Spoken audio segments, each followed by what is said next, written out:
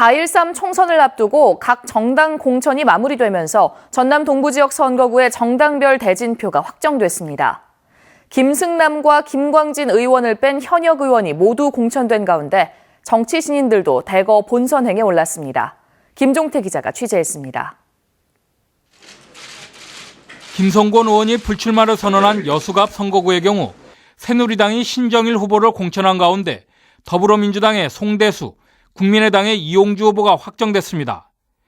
여기에 무소속 이광진 후보가 도전장을 내 치열한 승부가 예상되고 있습니다. 여수울 선거구는 새누리당 김성훈 후보와 더민주당 백무연, 국민의당 주승용 후보의 정의당 황필왕과 민중연합당 김상일, 무소속 정장균 후보가 각축전을 벌입니다. 광양군의 곡성 선거구는 새누리당 이승한 후보와 더민주 우윤근, 국민의당 정윤화 후보가 공천됐으며 민중연합당 유현주, 무소속 장대범, 최유성, 박형무 후보 등이 경합에 나섰습니다. 현역 의원의 대결로 관심을 모았던 고흥보성 장흥 강진 선거구는 국민의당 황주홍 후보가 김승남 후보를 누르고 공천권을 갖게 됐으며 새누리당 장규석과 더민주당 신문식, 민중연합당 위두한 후보가 승부를 펼칩니다. 여야 치열한 대결이 예상되는 순천 선거구는 국민의당 구이승, 손은모, 정표수 가운데 아직 후보가 결정되지 않은 가운데 새누리당 이정영과 더민주 노광규 후보에 여기에 민주당 최용준과 정호균 민중연합당, 무소속 박상욱 후보가 열띤 경쟁을 펼치게 됐습니다. 정당별 공천이 마무리되면서 시군 선관위는 오는 24일과 25일 양일간 후보자 등록 신청을 받습니다. 후보자들은 이어 31일부터 선거 전날인 다음 달 12일까지 본격적인 선거 운동에 들어가게 됩니다. MBC 뉴스 김종태입니다. 순천시 선거구 정당별 공천자가 확정된 가운데 후보자들의 행보가 빨라지고 있습니다. 새누리당 이정현 후보는 시민들의 건강과 생활 환경 개선을 위해 드라마 촬영장 주변 송전선로 2.6km와 순천 광양 간 154kV 남양 휴튼 아파트 구간을 조속히 지중화하는 데 힘을 쏟겠다고 말했습니다. 더불어민주당 노관규 후보는 두 번의 순천시장 경험을 토대로 순천시와 협력해 순천만 정원을 중심으로 한 대규모 스포츠타운 시설 확충과 생태환경 관련 7차 산업 육성에 적극 나설 뜻을 밝혔습니다. 국민의당이 광주 전남 지역 막바지 공천 작업을 진행 중인 가운데 공천 후유증으로 시끄럽습니다. 허술한 검증 절차와 오락가락한 의사결정 등 신생정당의 한계를 보여주고 있습니다.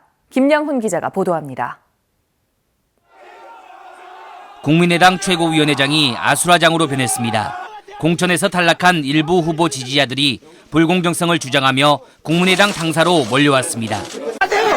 이게 공정하지 않은 거예요. 국민의당은 영암 무안시란 선거구의 경선 방침을 번복하고 박준영 전 전남지사를 전략 공천했습니다. 경선을 준비하던 김재원 후보 측은 강하게 반발했습니다. 중앙당 발기부터 해가지고 전남 도당위원장까지 했습니다. 이 사람을 제게 놔두고 들어온 지 일주일 된 사람을 전략 공천이 했었습니까? 황주홍 의원과의 경선에서 탈락한 김승남 의원도 여론조사 방식에 이의를 제기했습니다. 여수갑 경선에서 탈락한 일부 후보들도 국민의당 고위층의 개입을 주장하며 재경선을 요구하고 나섰습니다. 광주에서도 반발이 이어지고 있습니다. 국민의당은 경선 결선 투표 논란이 발생한 광주 동남갑에 장병환 의원을 공천했습니다. 장 의원과 경선 결선 투표까지 갔던 서정성 예비후보 측은 즉각 반발하고 나섰습니다. 그래서 2차 투표까지 마쳤음에도 불구하고 개표를 중단시켜버렸습니다. 아무리 최고위라고 이렇게 할 수 있는 겁니까? 광주 서구갑 경선도 도마 위에 올랐습니다. 정용화 예비후보가 1위를 차지하면서 공천을 받았지만 정치 신인 가산점 논란으로 공천이 취소되면서 송기석 후보를 다시 공천자로 발표했습니다. 국민의당은 최대 지지 기반인 광주 전남에서 심각한 공천 내용에 휩싸이고 있습니다. MBC 뉴스 김양훈입니다. 연내 광양 시모노세키 항로를 다시 개통하는 계획이 추진되고 있습니다. 현 시점에서 시장 상황과 운항 여건은 어떤지, 앞으로의 관건은 무엇인지 박광수 기자가 취재했습니다. 광양시는 올해를 항로 개설의 적기로 판단하고 있습니다. 유류비와 엔화 가치가 많이 떨어진 상태고 최근 늘어나는 호남 충청권 농수산물의 일본 수출길에 적합한 동선이기 때문입니다. 우리나라의 수학여행단도 점차 중국보다는 일본을 선호하는 추세인데다 백제 문화를 찾는 일본 여행객에도 매력적인 항로가 될 수 있습니다. 일단 5년 전 같은 항로를 운항했던 선사가 적극성을 보이고 있지만 당국으로서는 보다 안정적인 대형 업체의 참여를 기다리는 상황. 카페리 업계의 메이저인 한 해운업체도 최근 관심을 보이고 나서 항로 재개의 가능성을 높이고 있습니다. 또 언제 유가가 급등할지도 모르고 여러 가지 변수들은 많이 있다고 생각되어집니다. 단지 중요한 것은 뭐냐면 그렇기 때문에 선사가 그게 대응하는 대응력을 가져야 된다. 선사의 초기 운영 보조금 명목으로 전남도가 예산 지원을 결정할지 또 광양시 의회가 동의해 줄지가 사업 진행의 관건이 되고 있습니다. 앞으로 5년간 최소 100억 원의 지원이 필요한데 절반씩 부담하게 될 전남도와 광양시에 그 액수가 만만치 않기 때문입니다. 일단 항로가 장기적으로 가동되기만 하면 지역에 적지 않은 부가가치를 가져다 줄 것이라는 전망이 지배적입니다. 문제는 안정적인 자금 지원과 선사를 확보해 중단됐던 항로를 다시 뚫을 수 있을지, 선사 측이 초기 부담을 버텨내고 지속적인 운항을 이어갈 수 있을지 여부입니다. MBC 뉴스 박광수입니다. 전국수산연구소 전문가들이 여수에 모여 연구 성과와 현장 경험을 공유하고 수산업 발전 방안을 논의합니다. 전라남도 해양수산과학원은 오는 24일과 25일 여수 유캐슬 호텔에서 전국 10개 시도 수산연구소 전문가 등 관계자 100여 명이 참석한 가운데 제12회 전국광역자치단체 수산연구소 세미나를 개최합니다. 이번 세미나는 갯벌 가치를 높이기 위해 추진한 자원 조성 성과 발표 등 급변하는 미래 수산 환경 변화에 적극 대처하기 위해 다양한 연구 성과를 공유하는 자리가 될 것으로 보입니다.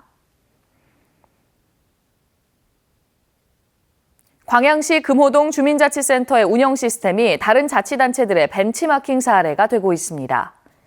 광양시에 따르면 최근 경기도 광주시 송정동 주민자치위원회와 신안군 앞해읍 등에서 잇따라 금호동 주민자치센터를 방문해 자치위원 운영 사례 등을 현지 탐방했습니다.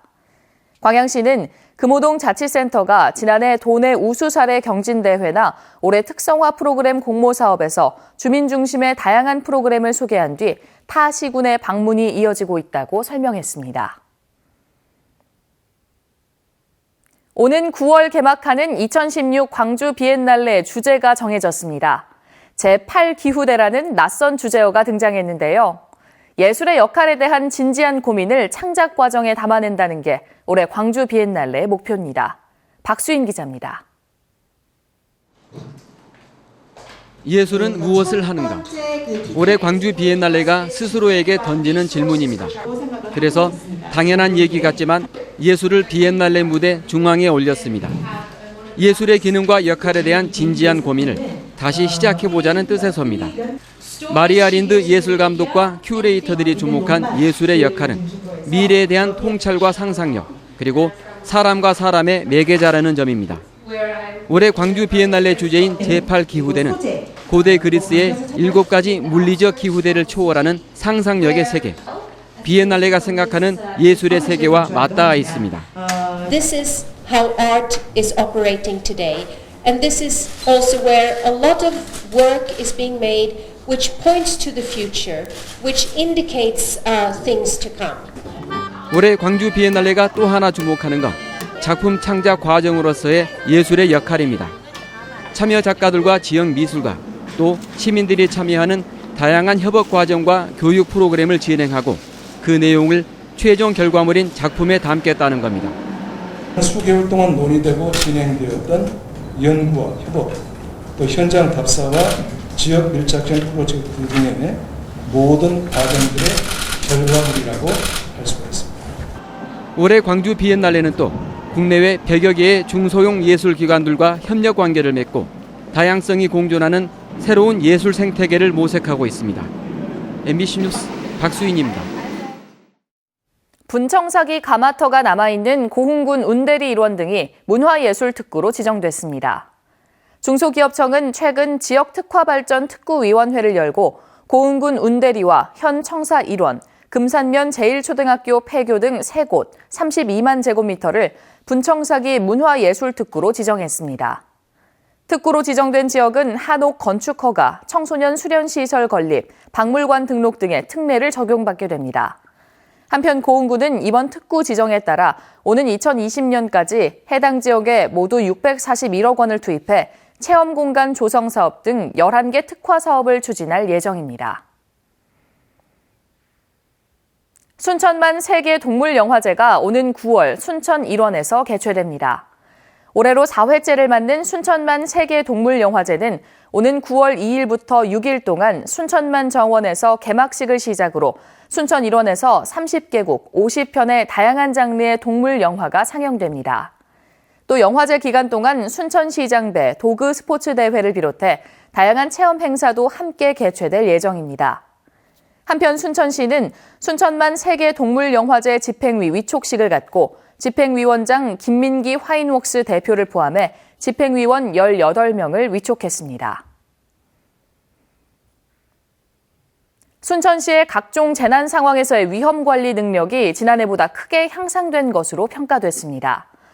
순천시는 국민안전처가 전국 75개 지자체를 대상으로 실시한 지역 안전도 평가에서 재난 상황 대응과 배수 펌프장 관리, 내수 침수 재해 관리 능력 등 재해 저감 부분에서 좋은 평가를 받아 지난해 10등급에서 7등급으로 3등급 향상됐다고 밝혔습니다.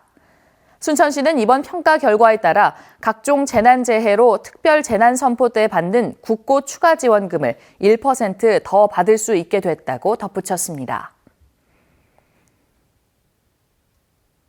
외국인 관광객을 지역 곳곳의 관광 명소로 안내하는 K-트래블버스가 본격적으로 운영됩니다.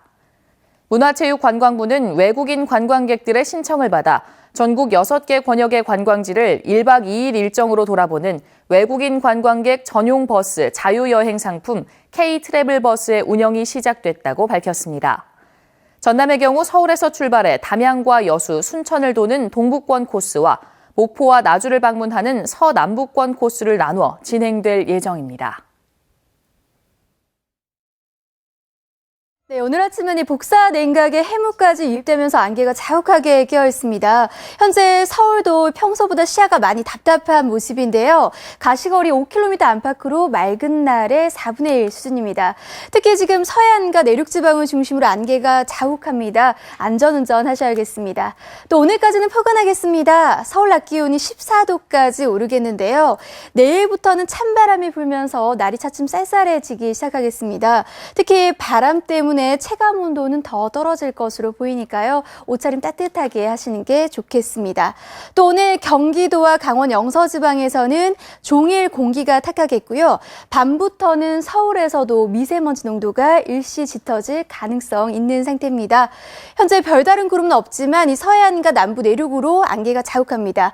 부여의 가시거리가 200m, 진주 200, 보령도 500m에 불과한 상태입니다. 오늘 낮 동안에도 뿌연 연모나 방무 형태로 남아있는 곳이 있겠고요. 하늘에는 구름의 양만 차츰 늘어나겠습니다. 현재 기온 보시면 서울이 3.5도, 대전 1.6도로 쌀쌀하게 출발하고 있습니다. 하지만 낮 기온은 서울 14도, 대구 20도까지 올라 따뜻한 봄 날씨 기대하셔도 좋겠습니다. 날씨였습니다.